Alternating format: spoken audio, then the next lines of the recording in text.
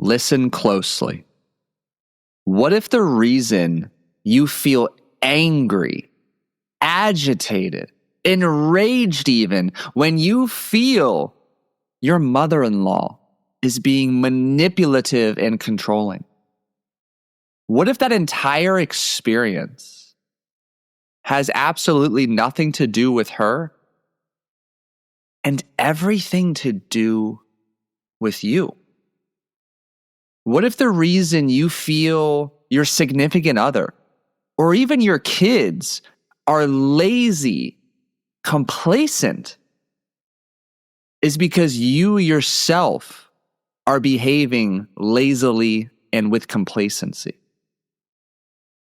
What if the reason it annoys the absolute shit out of you every time you experience a playing partner or random you're paired with on the golf course have some type of angry experience, throwing a club, cursing up a storm? And again, it has nothing to do with them and everything to do about you.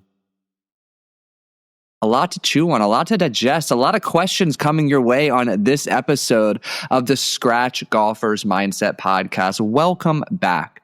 My name is Paul Salter. I'm your host, the golf hypnotherapist, a mindset and performance coach dedicated to helping high-performing individuals like you get unstuck, out of their own way, so that they can unlock their potential. And I'm grateful that you've decided to join me for this conversation. I think it's timely. I think you need to hear this message today. And I encourage you, as I do very often, to approach these conversations with an open mind and with an open heart. Because my goal is to get you to think differently. Because when you can begin to think differently, you're well on your way to being able to ask not only different, but ask yourself better questions. And when you ask yourself better questions, you get better answers, which provides better clarity as to where you can fill in the gaps, optimize strengths, and seize opportunities to live a better life, to get better results. And today I want to introduce to you a concept known as the holographic universe. There's this theory, this concept of the holographic universe, which basically states that every single piece of the universe, no matter how you cut it up, slice it, and dice it, contains the intelligence of the entire universe. And put more succinctly, we're all made up of different parts. And I'm going to make this very simple here. There is a part of me that is impatient, a part of me that's angry, a part of me that is incredibly confident, a part of me that is incredibly joyful. Every single emotion across the spectrum, if you can continue to hear me out, think of that as a different part of you. You are capable of being lazy, angry, manipulative, confident, go-lucky, optimistic, and hopeful. You're not just one thing all of the time. You express these different emotions at different intensities at differing points in your life. Therefore, one way to think about them is there is a part of you that's anxious. There is a part of you that's fearful. And this in and of itself is the bedrock to what's known as parts theory in psychology, behavior change, where if you can begin to create literal metaphorical distance between you and the part of you that's anxious, that anxiety becomes further away. You create a sense of healthy detachment and realization it's not you. And it's better, or creates a better opportunity for that anxiety, that emotional feeling state to become more malleable, less intense, less threatening, having less power over you. And you can do a lot of great work there to reclaim your power. But ultimately, I want to continue with this theme. There are multiple parts of you. And your goal in life is to create and really return to a sense of wholeness. And that wholeness can be used interchangeably with authenticity.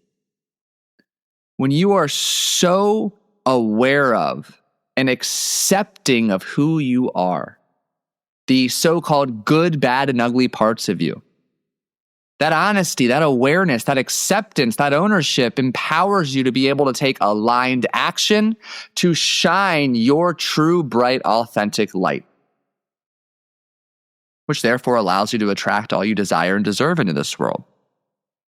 But what I want to get back to is some of those examples I mentioned in the first minute or so.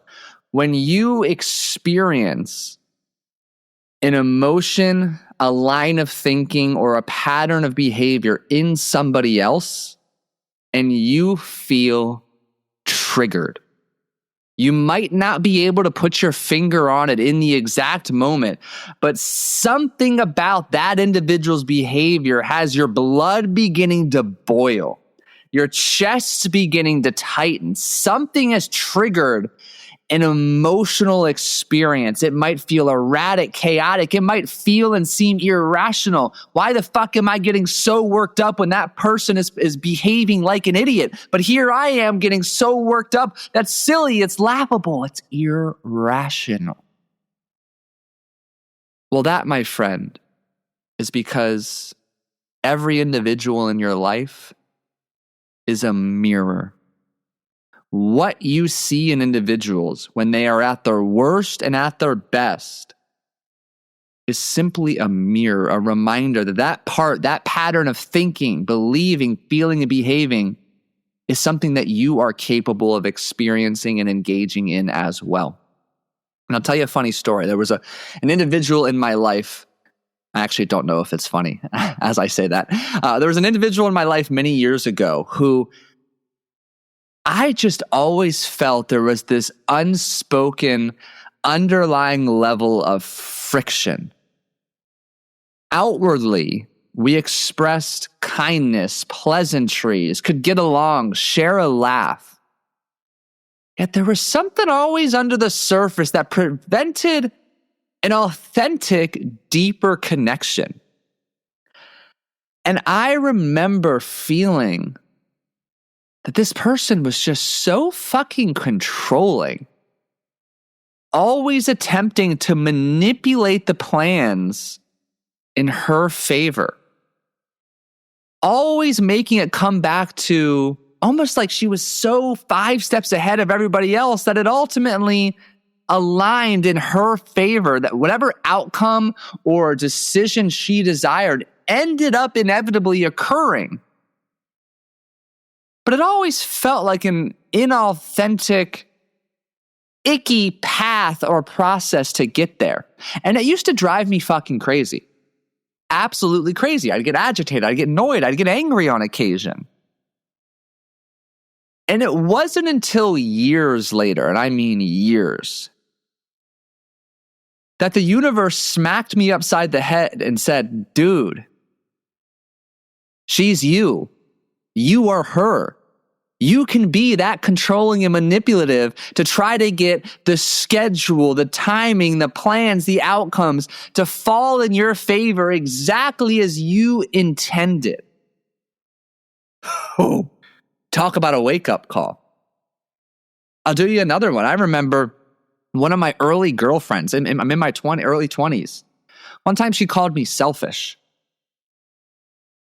You would have thought she called me every possible curse word and insult in the dictionary and even on urbandictionary.com based on the way I reacted. Emotionally charged, enraged, I felt threatened. It was an injustice, lies.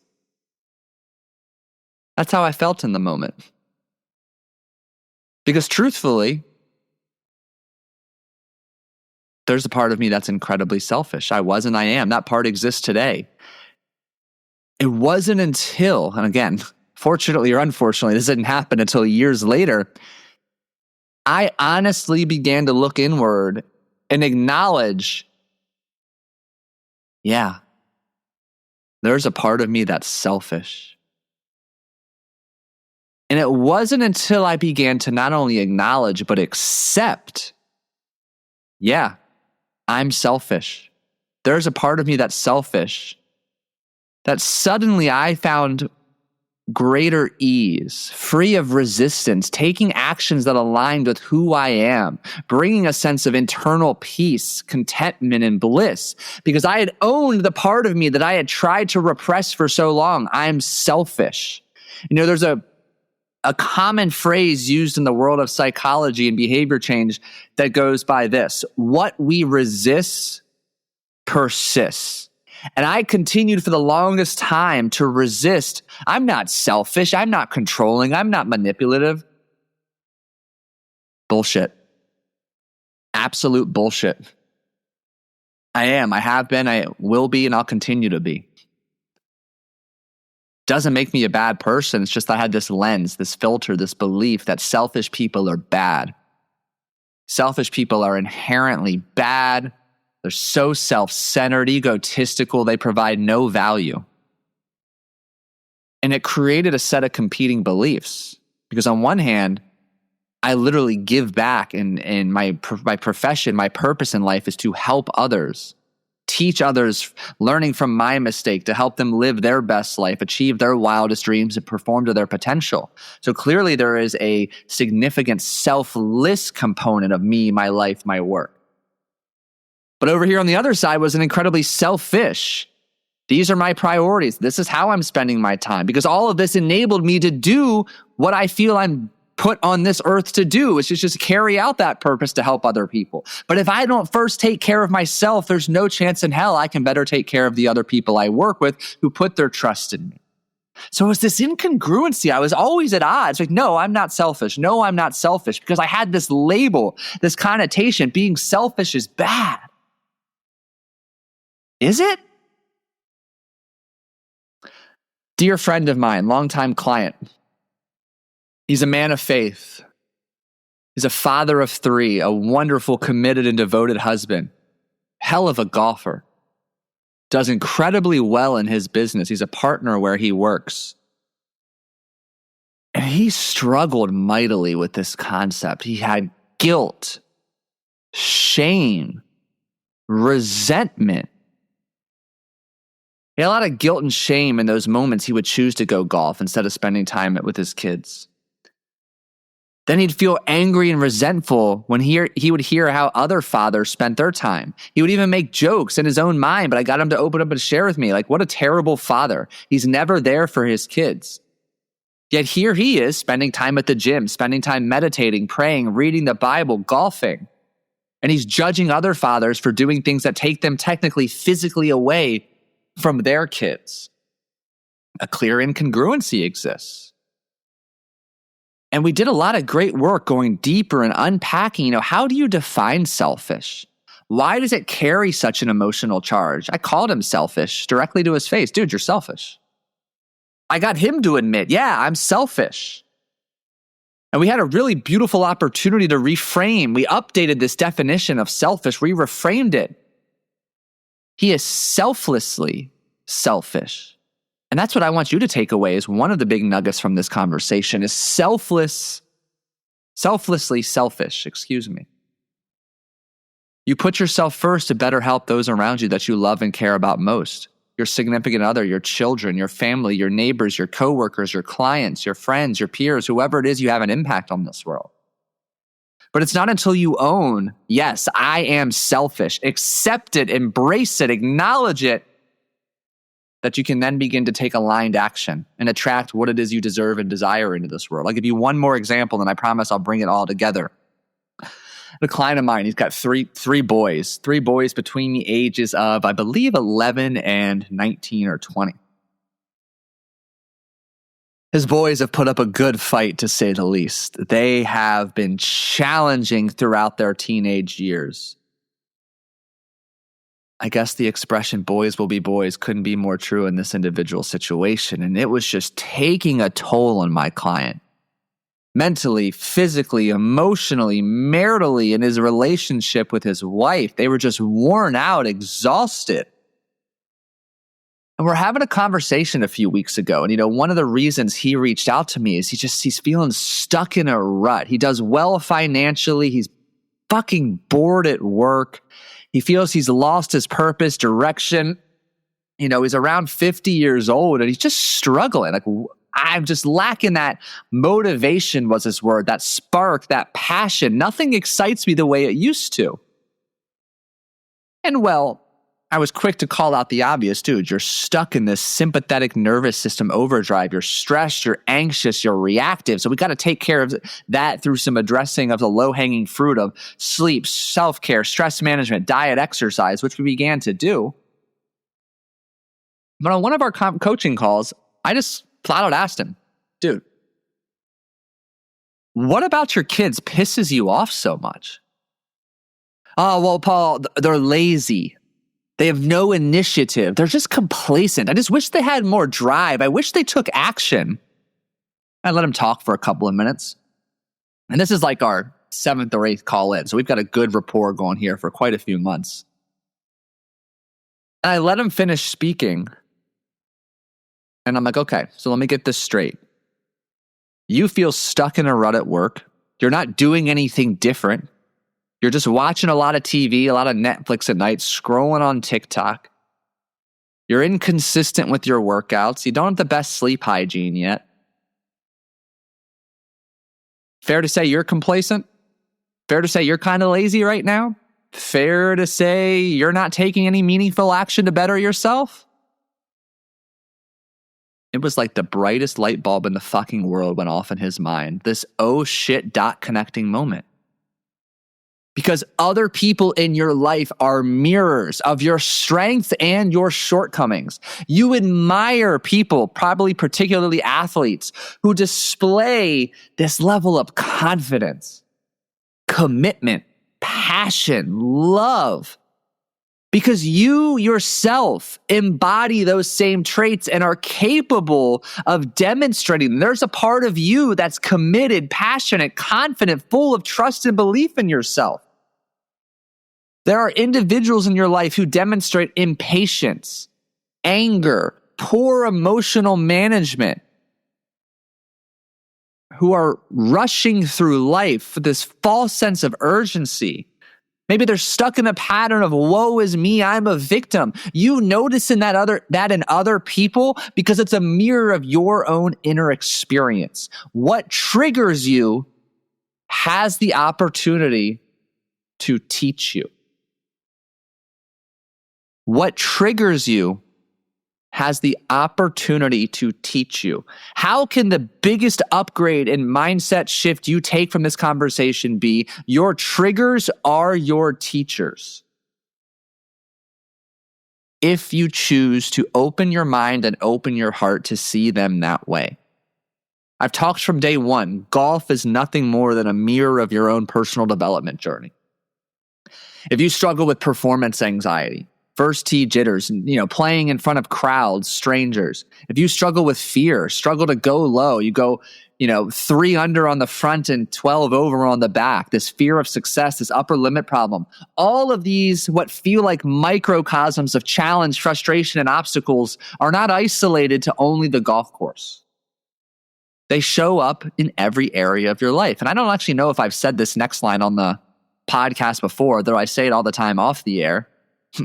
Joke's on you. This is a personal development podcast disguised as a golf mindset podcast. Gotcha. Now, I know that's not a shocker, but I want to take that same principle of golf being a mirror of your personal development journey, and I want to take it one step further. I want you to begin to understand the people in your life who trigger you, your spouse, your children, your boss, your employees, your coworkers, colleagues, neighbors, your playing partners. The behavior that you dislike they're engaging in, their pattern of thinking, feeling, believing, it exists in you too. And it's possible you absolutely hate that part of yourself. My clients know I am a man of 1,000 questions. I believe one aspect of outstanding coaching is the ability to ask high quality questions, the ability to access a state of immense non-judgmental curiosity and candor, to ask the right questions. And one of my favorite questions that's new to the toolkit as of the last couple of months to ask my clients is, What part of yourself do you hate, repress, or deny? And who in your life, this is the follow-up, do you know that embodies or expresses those traits? So again, we go back to one of my client examples I shared. He saw his kids as lazy and complacent because deep down, that's what he believed to be true about himself. This moment, this chapter of his life, the part of him that was lazy and complacent had stepped into the driver's seat and started dictating his decisions and his action. For me, for the longest time, I'm so selfish. No way, I'm not selfish. Bullshit. What you resist persists. What triggers you has the opportunity to teach you. So if there is a part of yourself that you hate, repress, or deny, you have an opportunity for some phenomenal deep work.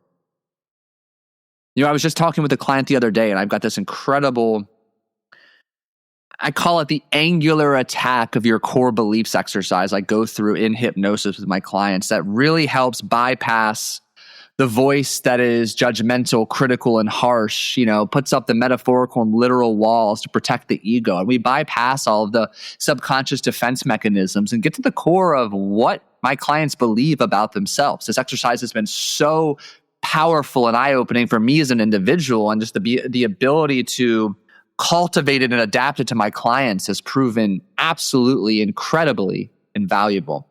And I had one client for the longest time, and I know he's a listener. He's going to get a kick out of this. For a long time, we were working, I should say rather, let me rephrase that. When we began working together, we thought the primary focus was golf, specifically confidence and execution with driver off the tee box. We quickly were reminded that the saying, you bring your whole self to the golf course, reigns more true than ever before. And we spent a large chunk of time doing some deep work, some growth, some healing, some letting go of who he was off the golf course in order to free him up to first and foremost be present, but second, to have an abundance of energy to execute all of the intangibles and tangible skills he has while on the golf course. And we've made some incredible strides the last 6 months, specifics of golf, but just who he is as an individual. I'm so proud of this man. The depth of courage and confidence he's cultivated and had to access, the amount of discomfort he's chosen to sit with and learn from. So proud. And we're doing this core belief attack exercise. And underneath it all, he doesn't believe he'll ever get better or ever be a good driver of the golf ball. I trust he's a good, safe driver on the roads. You got to be in Tampa. You got to be. But it was so eye-opening to him, oh shit. And it's so simple to connect the dots. How are you ever going to be a better golfer? Or are you ever going to improve if there is an underlying belief, I don't believe I'm capable of getting better. I don't believe I'll ever be a good driver. There is such a massive fucking incongruency there. And just like the old cliche goes, when you're exposed and you're put on the spot, you fall back to your level of training. So whether that's in tournament golf or wherever it may be, in this case, you fall back to the lowest, most protective belief you have of yourself, the one that's most familiar, keeping you safe, which is, I don't ever believe I'm going to improve or I'm capable of improving. Because if he started to improve and make meaningful progress, that would be a new identity. It'd be so foreign and unfamiliar, and this is what his experience had been, his subconscious would find ways for him to remain stuck in the 2 steps forward, 3 steps back pattern. So we got an opportunity to start doing some work, to acknowledge first and foremost, holy shit, this is a belief I have. And second, to sit with it. And the massive amount of discomfort he experienced, not only sitting with his belief that just came out of nowhere, one of the many beautiful, powerful features of this type of work, but then we did some good work to accept it. Yeah, dude, you don't think you're going to get any better. You're never going to be a good driver. These are your beliefs, and just feeding it to him, making him uncomfortable. And we got to a point where he was able to take ownership, accept it, and begin to let it go. Begin to update that lens, that filter, the collection of beliefs he has about himself, what he's capable of, what he's worthy and deserving of. And I'm so excited to watch him blossom and continue to grow on and off the course in the months ahead. Really, really cool. So here's where we start to bring it all together, because I know I threw a lot at you today. I got a little, and I'm not sorry for it, not hung up, fixated and focused on selfishness. When you see that in others, or you're resisting owning and accepting in yourself, this is, so personal for me. I know many of you struggle with it. Like, how can I be successful without being selfish? Well, you might be successful because you're selfish. And it's, how do you redefine selfishness? How do you accept it, own it, and then allow yourself, and this goes back to the alignment conversation we had a few weeks ago. When you own, yep, there's a part of me that is selfish, impatient. You can work with it, you can heal, you can upgrade, you can change. But more importantly, you can just be incredibly honest in your communication. First, with yourself. Second, with those closest to you, so you can better take aligned action. And when you ultimately start acknowledging and accepting the different so-called, and I use air quotes here, negative or bad parts of yourself, these parts you once labeled that you tried to hide, repress, or you hated, and you start owning them and accepting them, you take the power back from them and you continue on your journey of experiencing wholeness, which is just authenticity, a sense of peace, ownership, acceptance, makes room for compassion, self-love. And you just continue to attract what it is you desire in this life. Doesn't mean shit doesn't get hard. Doesn't mean there won't be challenging and uncomfortable emotions and experiences, but you're much more emotionally equipped when you are whole, in acting in integrity, in alignment with who you authentically are, to navigate and overcome those obstacles. And that's what I want for you. So the big question today is, what that triggers me can teach me. What are my triggers teaching me? What can I learn from my triggers? Any one of those variations. And I would encourage you to spend some time reflecting. Maybe this is a great journaling prompt for you, to think about the last time you were triggered. Something annoyed you, pissed you off, agitated. Or maybe it made you feel shame, guilt, regret, resentment. And just start digging in. Why do I feel this way? What about that person's behavior, or what they said, or what they called me pissed me off? Why am I reacting this way? And hold that space for yourself. Get curious. Continue asking why. Why? Why? Have an imagination, you're going to find some gold there. Because when you begin to own and accept the parts of you that you've repressed and denied for so long, suddenly, one of the immediate experiences is an uptick in energy. Because you're not expending energy trying to continuously repress, avoid, deny, and hate these parts of yourself, which frees you up to have all this energy to finally follow through on what you know you need to be doing to be the best you and to get yourself to that next level of success. And these are perhaps my favorite conversations to record, because I just have one index card in front of me. I've got some notes of things to remember to say, but it just kind of flows. And I hope it flowed into your head, into your heart, and landed in a way that you needed today. Allow your triggers to be your teachers.